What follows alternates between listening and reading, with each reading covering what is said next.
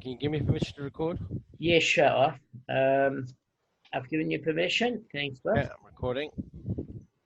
Baruch atah Adonai, Eloheinu melech haolam, asher kiddushanu v'mitzvotav v'tzivanu l'asuk b'divrei Torah. Baruch na Adonai Eloheinu et divrei Toratcha b'finu v'fiyamcha beit Yisrael, v'nihyeh anachnu v'tze'etzeinu v'tze'etzeimcha beit Yisrael, kulanu yodei shemecha v'lomdei Toratecha lishma, Baruch atah Adonai lomdei Torah l'amo Yisrael. Amen. Baruch atah Adonai Eloheinu melech haolam, asher b'chabanu mikol ha'amim v'natan lanu Torato, Baruch atah Adonai noten haTorah. I hope this prayer is pleasing to Hashem and it gives him joy that we're all learning together as friends. And I just wanted to bring up one or two quick points. I actually wanted to go straight into just a couple of final points for the 10 days. Is that obviously, if you don't know by now, it's mostly finished. The Seret, sorry, just hang on one sec. Guys, just hang on. What I'm going to do is I'm going to put you guys on mute. If you have a question, just unmute yourselves. You're more than welcome. Okay, just hang on a sec. All right, so listen, I'm just looking at the time. We're not going to do the Mishnah Berurah at the moment or the halachas on the 10 days. The Aseret Yemei Teshuvah. I think you guys know what to do. I just want to let you know where we ended in terms of the Gemara yesterday. So we're talking about something a little bit unusual. I mean, the first thing of it is we bought 4 brises to show you that Sumchus holds that the halacha from Moshe at Har Sinai regarding tzoros of half payment damages that the rabbis all agree to. Sumchus says it's full damage. And his bottom line is as follows. Sumchus, was he a commentator? He's a big gun. In terms of what Tanaim there are, because there are 5 levels of Tanaim, etc., 5 generations, etc. I can find out for you. But he's big enough that writes about Sumchus. Yeah. So I'm just going to say he's a big gun. Otherwise, they wouldn't quote him, that's for sure. So his view is that Michael asked a very good question yesterday regarding his view that there's no half payment damages for tzoros. Michael said, well, does he believe in it or does he not? And Michael, it doesn't surprise you to know that there are 2 opinions. The one opinion holds that, in fact, he does believe in it, but he interprets it as tzoros is slightly different, a force of a force. Meaning, like, for example, basically, it's not the horse directly that kicks up the pebbles that knocks a vessel. It's that the animal sticks its foot down on a vessel, and that shard of a vessel blows into another vessel. So it's a force of a force. It's indirect. It's not kicking up a stone. And there's a discussion which I need to find out if a force by force is a tertiary force or only a secondary force. But there was a discussion by the Rosh, and the Rosh is saying as follows, is that generally when you have a law from Moshe, from Har Sinai, it comes to limit or mitigate the amount of payments that you make, to reduce it. So Sumchus in theory is right. Why is he right? Is that if something is your force, remember we lent that duff about the guy resting on the bench with 5 other people that were on the bench. And he gets up first. I don't know if you remember. They were all big guys, heavy guys. Yeah, and they said, who broke the bench? The last guy to sit on, or did he only contribute it? And they said, if he didn't contribute it, did he add anything to it? Was he responsible?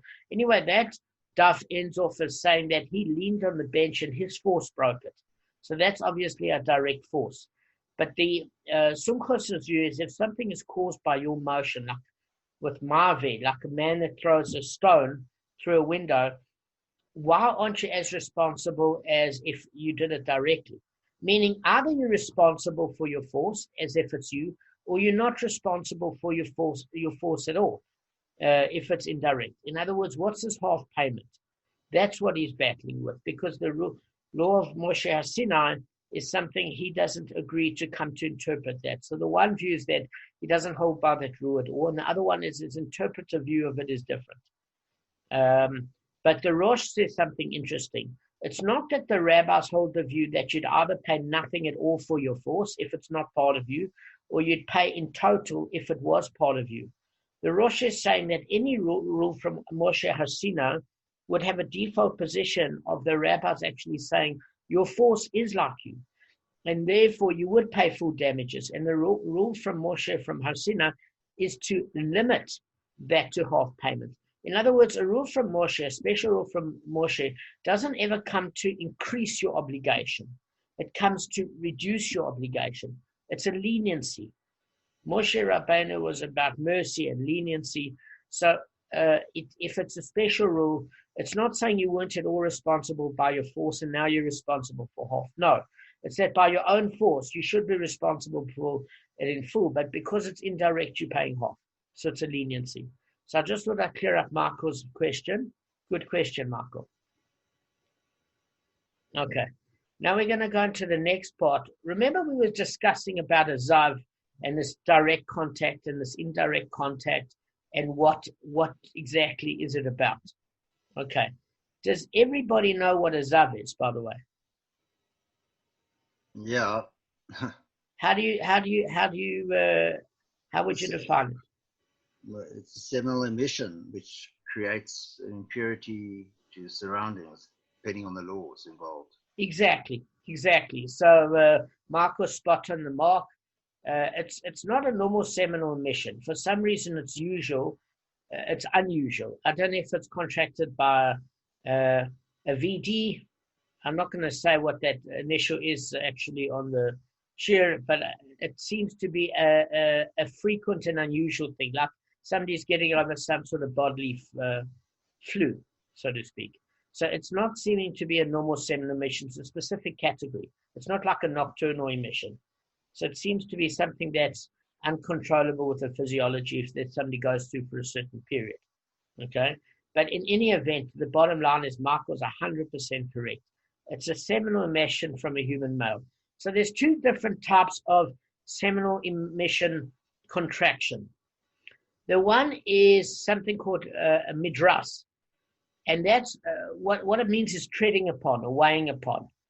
And what that means is that if the zav, so the zav is referred to the person that has these seminal emissions. If he stands, if he sits, so he leans on a utensil supporting a person's weight, such as a chair or bed or cushion, that becomes the avatuma. So let me just tell you how serious that is. Is that, say for example, I pack the bed. I have a spare bedroom and I invite somebody for Shabbos. And I put a whole lot of layers of clothing on the bed, duvets, pillows, you name it, towels, so that the person can spend a Shabbos. And they're in a state of impurity because they haven't gone to the mikveh and they're zav. Not only is the towel and everything that touches their body infected, but the mattress that's like 5 levels down is also infected. So that's something I actually never knew with a zav, that it's got that level of infection. And what about then if the mattress? What about the supports for the bed and the floor and the carpets, and how far do we go? It's all directly interconnected. So I mean, I can speak to Rabbi Cohen. I'm assuming it would probably. No. Listen, I know what your point is. How ridiculous is it going to go? Is it going to go to the floor? Is it going to go to? I don't know if I'll speak to Rabbi Cohen if it's a amma, if it's how many tefachim. There's obviously a set measurement. I don't know if the measurement is determined by layers, etc. But the only thing to bear in mind here is it's more superficial than just your body touching that particular linen or utensil or that chair. It can actually permeate. To the degree of permeation, I'm not sure. It's obviously limited by a certain amount of tefachim or amas or a certain size or maybe a number of layers. But the bottom line is it's quite intense to be an avatuma. So if he's an avatuma, it means he infects clothing, utensils, food, drink, and people. Okay? Now, so that's if a person's actually resting on it. Then you've got something called a hesed. Not chesed, hesed. Now, hesed means moving. So that basically means that if a person moves another person out of the way, just say he's getting onto a train or whatever the case may be, or food or drink, or even a utensil, becomes a Rishon Tumah. So even in that particular case, it obviously has some sort of an a permeation right through. Now, why is this? I just want to explain to you the transmission of Tumah quickly. Is why is this brought up? Do any of you know? What's it actually trying to teach?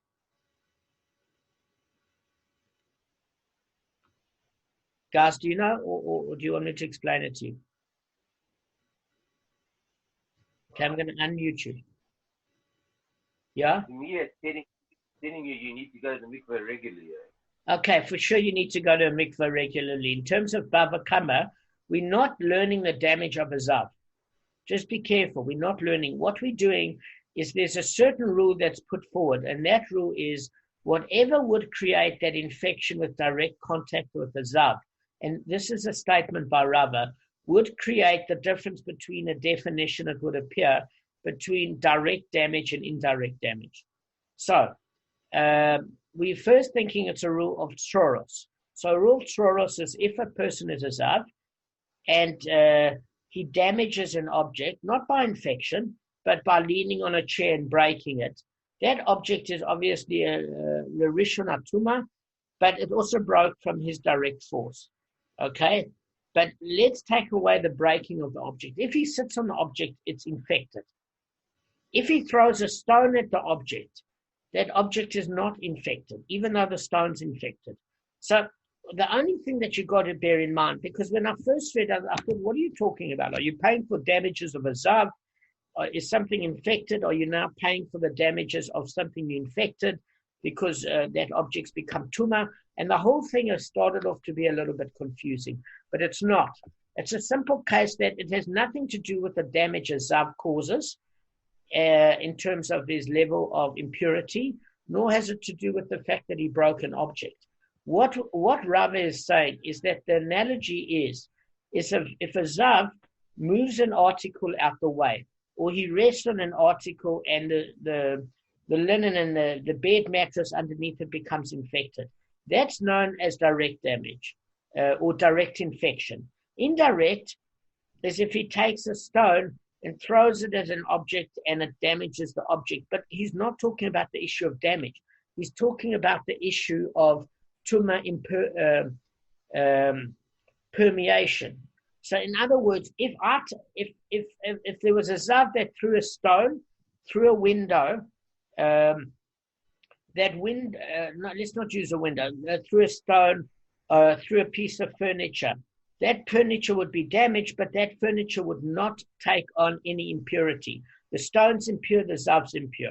If somebody touched that piece of furniture and smashed it, Rava's not talking about smashing it. He's just saying it's impure. How this relates is the rules of Tzoros, from what we first see in the Gemara.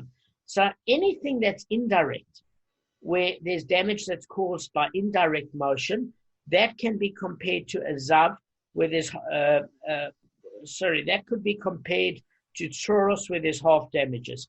Anything where there's direct contact is full damages. The only reason he brings the case of zav, and I'll come to you right now, Michael, and the case of Tzoros is to try and show you about direct and indirect. And the Gemara ended off on the question yesterday, but we know the rules of Tzoros. Why is he teaching us the rules of Tzoros? What was your question, Michael? So are you saying that so if a guy throws a stone at a window, the stone would be impure, and the window, whatever it hit wouldn't be affected. Would that be a scenario of half damages? Is that what you're saying? Yeah, in other words, if a zav caused an article to move without any direct physical connection, in other words, let's not say a case of damage, But let's say he wanted to get an article out the way and he throws a rock at a utensil, knocking it over. So the utensil doesn't break. We're not talking about damage here. That's what actually confused me a bit. We're saying that the article doesn't contract too much hesed, and it remains in a pure state. So it says, similarly, if the foot of a walking animal sends a rock flying into a utensil, so in case of Troros, the animal's owner only pays half damages since there's been no direct physical contact between the animal and the utensil. So all it's simply saying, which is peculiar, I'm not quite sure why it's doing this. I'm not missing it, but obviously Rava had a deeper meaning. I don't know if you remember Rava Cohen Shur, that when you learn a piece of Gemara, you can learn it on a superficial level, and you can learn it with all the deep meaning. So obviously all the Rabbonim knew it on its deeper meaning. And what it was basically saying is that any movement through direct physical connection, but not movement through a disconnected force, that illuminates the laws of damages. In other words, if it's direct, it's full payment damages. If it's indirect, it's half payment damages, and it's almost seeming to be an analogy of Troros. So what the Gemara's question is right. If you want to teach through a Zav that a direct force is a direct touch is full infection of being Tumah, just like a Muad Ox Regal is full payment damages, and you want to teach that indirect damage is like a Zav that doesn't infect the object with Tumah is half damages. Why are we learning the rules of Troros again? Why did we need this? Because we've just learned the rules of Troros. So the Gemara's answer is somewhat different. It's basically saying, look, Rav is teaching us a different law. He's teaching a law of a heifer pulling a wagon. So what do we mean by a heifer pulling a wagon? Rav wants to teach us that if a wagon was pulled by an animal, in other words, it's the same as a load tied to an animal's back. It's an extension of the animal's body. That's according to Rashi. Now, how does this relate? Just like when somebody physically, a Zav, sitting in a wagon, conveys to Tumas directly by touching it. It's infected, even though it's not the person itself. In other words, I'm pulling a cart. You know, in the old days, people would have a cart and they'd pull it, and somebody would sit in the back. You're not touching me directly. You're touching the wagon. I'm pulling the cart. If a person that was pulling the cart was a Zav, the person sitting in the wagon would be infected. So too, Rava wants to say that when a wagon is pulled by a heifer, even though it's connected to the animal and not physically part of it, because it's touching the animal, the wagon is an extension of the animal, and therefore, just like a Zav would infect something that's touching it as a conduit, let's call it a conduit, that this is one person, this is the Zav, they're touching the object together, and it's as if the person were holding hands where there would be that level of impurity. So Rav is basically saying that when an ox pulls a wagon, if that wagon does damage, then you would do damage. So he brings two cases. The one is if the wagon comes over an object directly, that's a case of muad, full damages, just like if an ox stood on it. Now then he also has a case of a wagon for Troros, which means if the wagon comes past an object and that object kicks up a stone, and that stone from the wheel of the wagon clips a utensil and breaks that utensil, that's still a case of Troros, even though it's not the animal itself, because it's connected to the animal like a Zav would connect an infection through a secondary object. That's what he's coming to teach. So Simchus is basically, I mean, it's all a question at the end of the day of whether you view things that are, whether they're directly or indirectly connected. So even and how strict you are about it. So obviously with Simchas, right? If he's saying full damages, he's implying that everything's sort of interconnected, and that's why he would go for that. Is that right? Yes. So what exactly? Even the rabbis, in principle, actually do agree, because according to the Rosh, they say, listen, the rule from Moshe from Har Sinai is coming to reduce your liability by half, but by all principles, your force is like you, and you should pay full damages. So that's a case of Thoros. That's a clear case of Thoros. So now we've moved slightly on from there, and we're saying, well, we learned about an animal that had a pack on its back that was tied to a back. But what happens if you're talking about a more extended object, like a wagon? Would you say that, because what happens with a wagon, I don't know if any of you guys have ever reversed a trailer, but you have to reverse your vehicle in order for the trailer to go the other way around. I don't know if you guys have reversed a trailer before. Terrible. It's not fun. I don't know how these guys reverse a Pentechnicon truck. I must be honest. It's an art on its own. If you ever watch these TV shows about big trucking, they've got these Pentechnicons and they get it in a perfect thing. So what the Gemara is focusing now is, what if you have a huge wagon and it's not just a little backpack on the animal? Why is a person responsible? So we're saying that the reality is Rav is talking about the case of a Zav. And it says, well, to a certain extent, a Zav is responsible for all this permeation of damage, spiritual damage, if it's still directly within his touch, his force. And because the wagon only moves because it's tied to the person, the wagon only moves because it's tied to the heifer, so too that the wagon wouldn't have caused any damage had it not been attached to the heifer.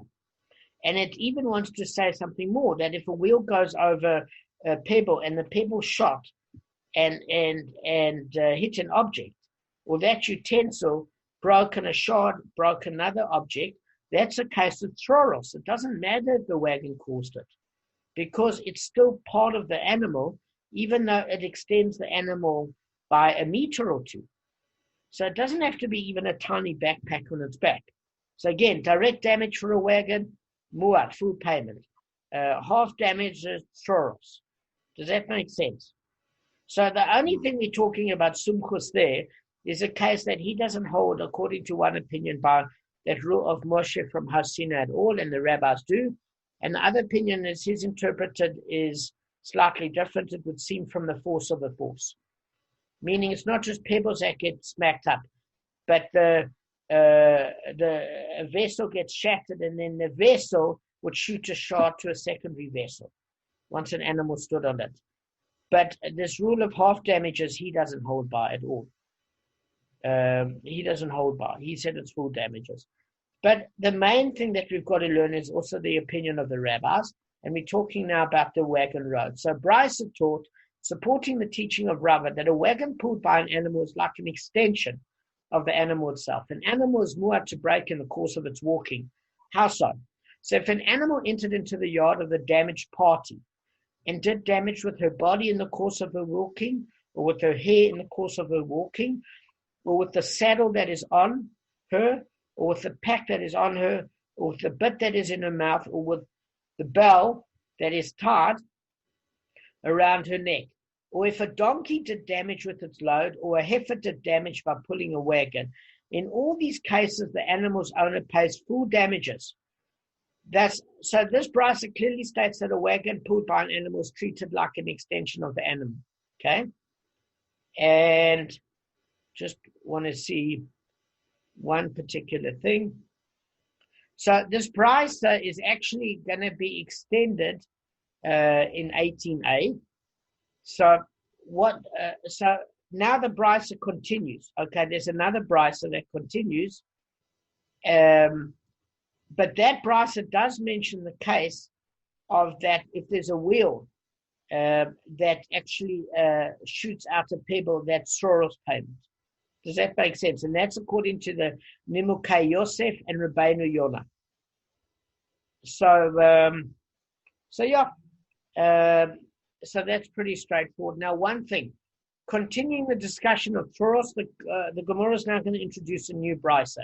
So the rabbis taught in a brisa, if chickens were pecking at the rope of a bucket and the rope snapped and the bucket broke, the owner of the chickens pays full damages. So, guys, can you pick up a few problems here with this new brisa, with the chicken and the rope in the bucket? Do you have any questions? Well, yeah, no, okay. Okay, well, you should be able to pick up a few questions. I'm going to read the brisa again.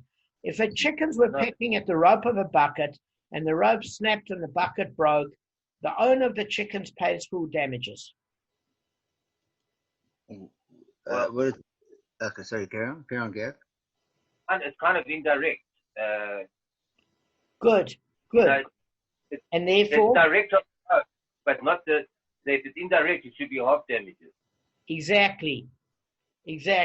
So it's going to come and have this argument and say, we don't understand why the bucket should have full damages. If it's indirect, then the bucket should have half damages. Why has it got full damages?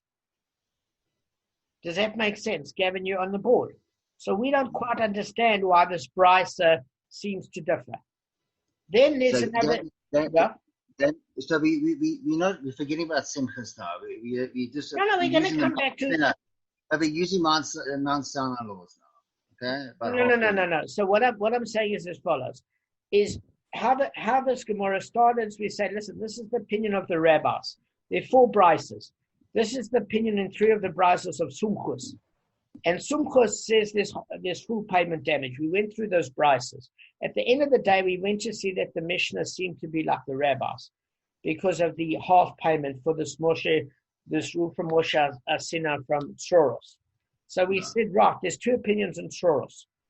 So we then discussed, hang on, Rav is talking about then Azav. And it's saying, hang on, so is this case of Rav coming to show that just like a Zav that throws a stone doesn't infect an object, even though the stone's infected and he's infected, so too with indirect damage, it's a case of Soros, and that's why it's half damages, because it's not really direct. And then with the case of versus direct damage. So we say, no, it's more than that, because the laws of Soros have already been issued. So yes, it could be interpreted that Rav is teaching that, but what he's teaching here is in a wagon that, say it's a big, huge wagon, and it's an ox, and it's pulling, you've seen these westerns where the whole family's in the back, and they've got their peklach, and it's a caravan, and the Red Indians come out with the bows and arrows. You've got to be careful what you say on YouTube now before it's I've upset the Red Indian population group. But anyway, you had these big wagons, and you want to say that if the wagon went over somebody's foot, why would the owner of the cow be responsible, because it's not part of the cow? And we say, yes, that wagon never would have moved without something propelling it or pulling it. So yes, wagon is an extension, full damages for damage caused over utensil. And if a stone came off of the wagon wheel, that's Soros, it's an animal's extension. So that's all that Rav is saying, is just like a person touches a stick and the other person touches a stick, it's an extension of the Zav, and the person becomes infected from touching the stick. That would be full payment damages. But if I threw a little pebble at you and you caught it, or a baseball, and it bounced off you. I'm not saying if you catch it, because that's tuma.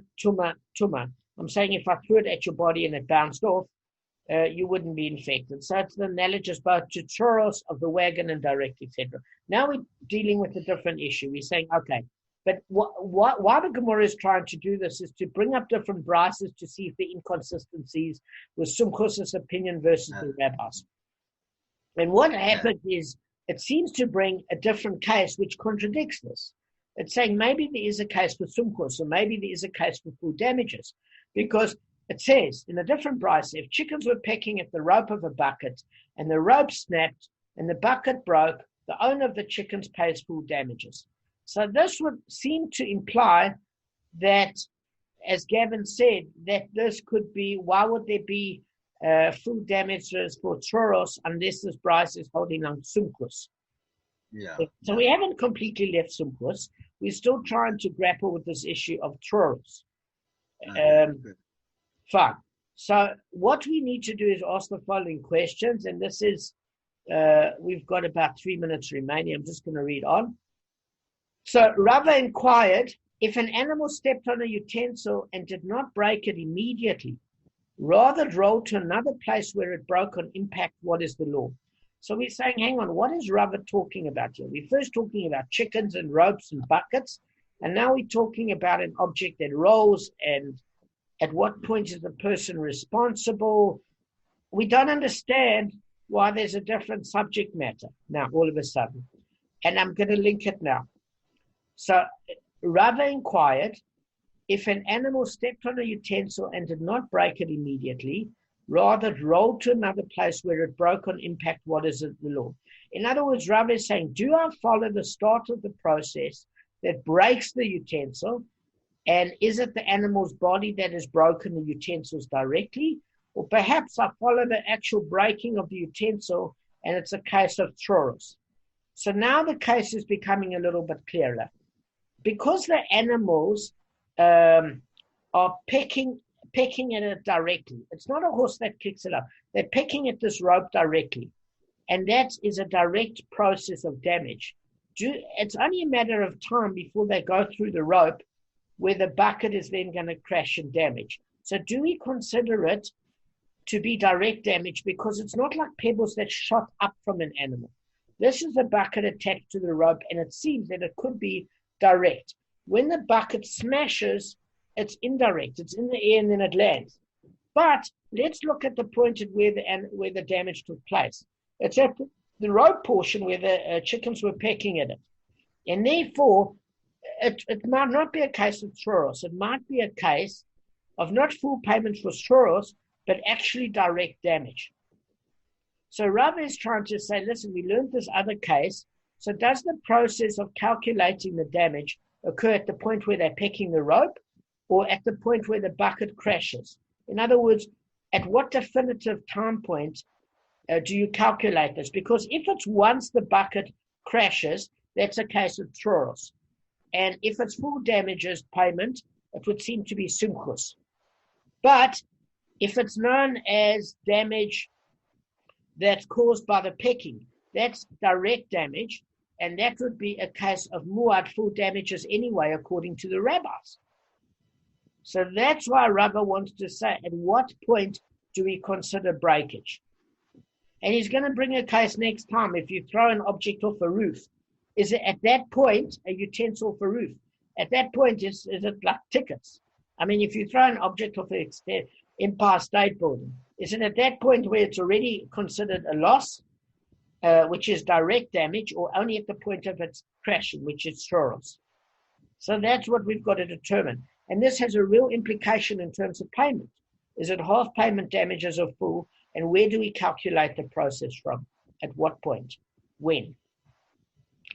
And we're going to hit this next time. I hope it made sense. Thanks, Thanks. Thanks, guys. Okay, Stephen, thanks for joining us, buddy. That's it, everything. Pleasure. So on the road, so I didn't really, but I heard most of it, yeah. No problem. Have a good day, guys.